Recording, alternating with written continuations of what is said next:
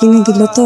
তোমারে পছন্দ করে দিছে তো কি হয়েছে? হ্যাঁ, এই দুষ্ট ছেলে, হ্যাঁ, নতুন বউ পাইয়া খুব আহ্লাদ করে তুমি শাড়ি কিনা দিছো, আর তোর পছন্দ যে এত সুন্দর এইটা তো আমার জানা ছিল না।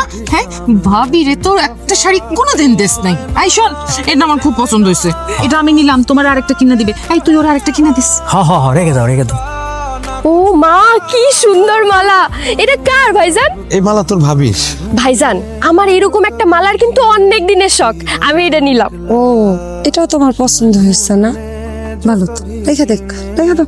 শোনো ছোট বৌমা, এইটা হলো আমাকে যৌথ পরিবার।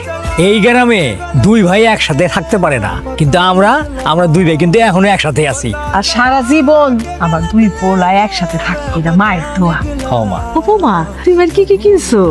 যা যা আনলাম নিজেই তো এখনো ঘর পর্যন্ত নিয়ে দেখতে পারলাম না, তার আগেই তো এই জায়গায় সব বিলানো হয়ে গেল।